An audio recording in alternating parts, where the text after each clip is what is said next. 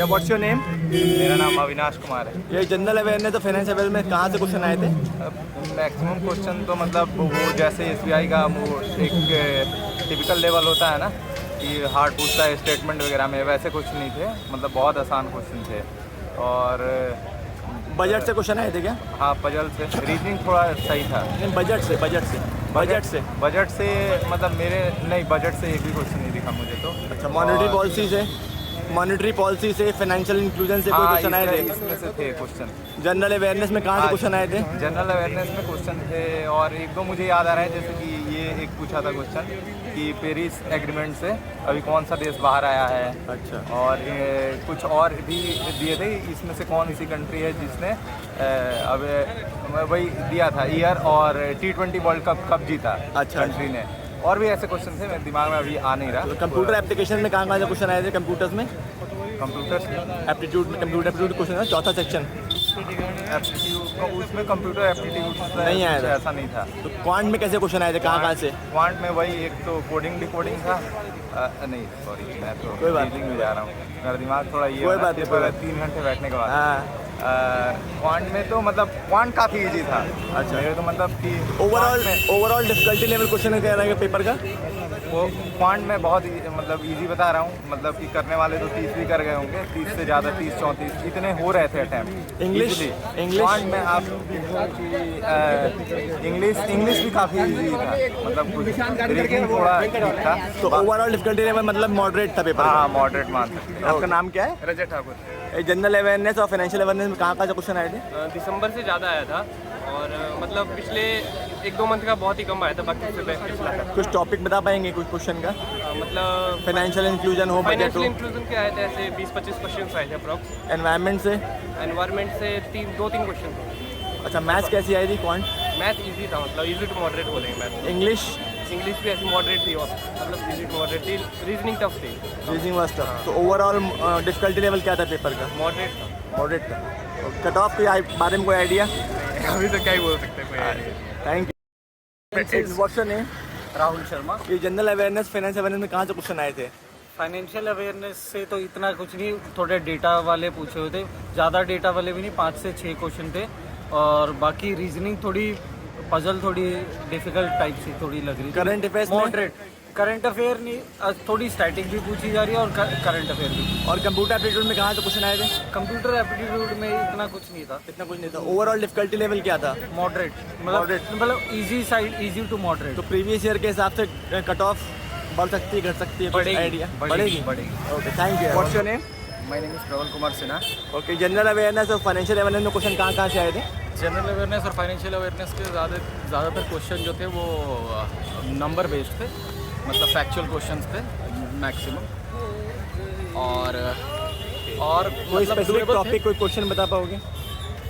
Financial awareness से आया हो या फाइनेंशियल अवेयरनेस से आया था, जैसे कि मॉनेटरी पॉलिसी से आया हो, बजट से आया हो? मॉनेटरी पॉलिसी नहीं, जैसे जो पैक्ट साइन होते हैं ना, कितने कितने के होते हैं, वो कितना डील कितने की हुई है, ऐसे वैसे जितने भी फिगर्स में होते हैं वो सारे आए थे। और हेडक्वार्टर्स शायद एक आया था, हाँ, सूर्यकिरण एक्सरसाइज भी आई थी। अच्छा। जो डिफेंस की एक्सरसाइज होती है सूर्यकिरण, वो आई थी। और ये सब थे। रीजनिंग में कोई टॉपिक्स जहाँ से आए हो कठिन क्वेश्चन? हाँ, रीजनिंग जनरली रीजनिंग थोड़ी सी टफ साइड थी, क्योंकि पजल ये सब जो थे वो मतलब डुएबल उतने थे नहीं। इनपुट आउटपुट भी एक स्टेप के बाद दूसरे स्टेप समझ नहीं आ रहा था उतना तो। और लेकिन अगर मैथ्स की बात करें तो मैथ्स फिर डुएबल थे। मैथ्स मतलब मॉडरेट बोल सकते हैं। कहाँ से क्वेश्चन आए थे, मतलब टॉपिक्स कौन? मैथ्स में ओवरऑल ही आए थे, मतलब ये सारे लगभग जैसे प्रॉफिट लॉस थे, फिर सीरीज़ के क्वेश्चंस थे, डीआई थे, डीआई 3 डीआई थी, डीआई में भी एक डीआई आसान थी, बाकी 2 डीआई थोड़ी सी। इंग्लिश कैसी थी? इंग्लिश आसान थी, इंग्लिश फिर आसान थी। और लेकिन एक इंग्लिश का जो एक पैसेज था उसमें जो इन्फ्रेंस बेस्ड क्वेश्चन थे, डायरेक्ट क्वेश्चन नहीं थे उससे, कि उसको पढ़ के समझ के फिर। तो ओवरऑल डिफिकल्टी लेवल आपके हिसाब से क्या था पेपर का? मॉडरेट बोल सकते हैं। मॉडरेट टू डिफिकल्ट या moderate to easy to moderate? Moderate to difficulty बोल सकता हूँ तो। Okay, thank. नाम क्या है आपका? जी, मेरा नाम नंदन झा है। ओके, करंट अफेयर्स और फाइनेंशियल अवेयरनेस में कहाँ से क्वेश्चन आए थे? करंट अफेयर्स में मतलब डाटा से ज़्यादा क्वेश्चन आए थे, डाटा रिलेटेड से, और स्टैटिक आया था। स्टैटिक में कहाँ से आए थे, कुछ आइडिया? मतलब नेशनल पार्क आए थे और एक बायोस्फीयर रिजर्व आया था, और एक क्वेश्चन ऐसे से आया था कि ड्राफ्टिंग कमेटी का मतलब कितने मेंबर थे उसमें। अच्छा। हाँ, ड्राफ्टिंग कमेटी में। और करंट अफेयर्स में थे? करंट अफेयर्स में डाटा बेस था करंट अफेयर्स। पूरा डेटा बेस था। हाँ, और एक मतलब मिलिट्री एक्सरसाइज आई थी। अच्छा। हाँ, और क्वांट में कहाँ से क्वेश्चन आए थे टॉपिक्स? पॉइंट में मतलब DI थी, मतलब कम थी DI, उससे मतलब इनक्वालिटी थी पॉइंट में, और मतलब वो ज़्यादा थे मतलब। सिंप्लीफिकेशन थे, हाँ, वो 5 क्वेश्चन थे उसके। कंपाउंड इंटरेस्ट, कंपाउंड नहीं, प्रॉफिट एंड लॉस, वो नहीं। कोई नहीं था। DI थी मतलब 3-4 DI थी, और मतलब ज़्यादा थे उसमें मतलब एक्स्ट्रा टाइप। रीजनिंग में कहाँ से आया था? रीजनिंग में आपका मतलब मिसलेनियस कम था इस बार। अच्छा, और puzzle? Critical base reasoning question ज़्यादा थे रीजनिंग में। पजल वगैरह, blood relation, sitting arrangement? Puzzle मतलब उसमें मतलब सिलोगिज्म नहीं आया था। नहीं आया। नहीं आया था। इनक्वालिटी के 2 क्वेश्चन आए थे। और इंग्लिश कैसी आई थी? इंग्लिश मतलब ठीक थी, मतलब डुएबल थी। तो ओवरऑल डिफिकल्टी लेवल क्या मार्क करेंगे पेपर का? मॉडरेट। मॉडरेट। Thank you. क्या नाम है आपका? मेरा नाम परवीन नारा है।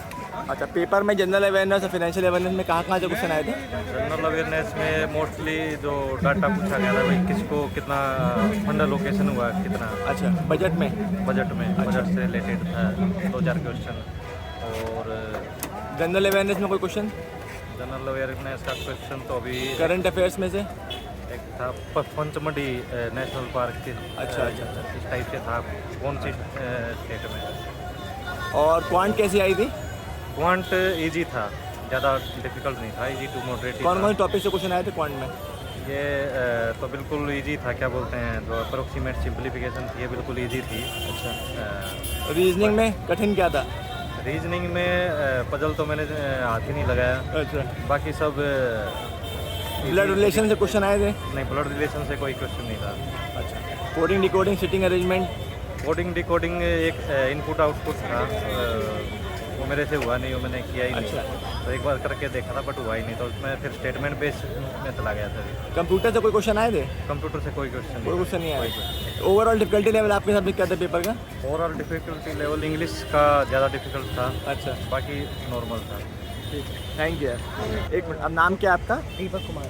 ये GS में जनरल अवेयरनेस फाइनेंशियल अवेयरनेस में कहाँ से क्वेश्चन आए थे? कौन कौन से क्वेश्चन आए थे?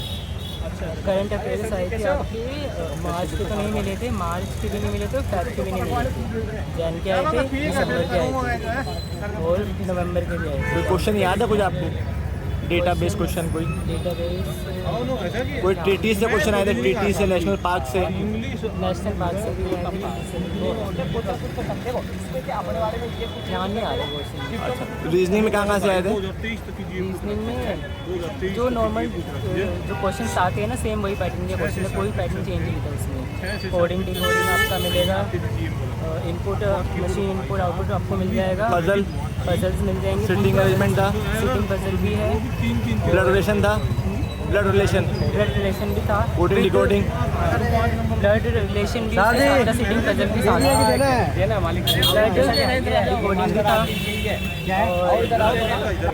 अच्छा, इंग्लिश में क्या क्या आया था क्वेश्चन? इंग्लिश इजी था। इंग्लिश में वही आपका RC और क्लोज टेस्ट तो नहीं था, RC था आपका, और बर्ड अरेंजमेंट था। बाकी वो थे एरर्स फाइंड करने वाले थे, क्वेश्चन। तो ओवरऑल डिफिकल्टी लेवल क्या था पेपर का? मैथ्स थोड़ा डिफिकल्ट साइड में है, नहीं मैथ्स मॉडरेट साइड में, डिफिकल्ट साइड में नहीं है maths. Reasoning? Reasoning difficult? Moderate plus difficult, moderate to difficult. English? English easy to moderate है। और जनरल अवेयरनेस, फाइनेंशियल अवेयरनेस? अगर कोई पढ़ के गया है, अगर 4-5 महीने का अगर रीजनिंग कोई पढ़ के गया है, तो उसके लिए 15 to 20 अटैम्प्ट आराम से कर सकता है, इतना मुश्किल नहीं था। ओके।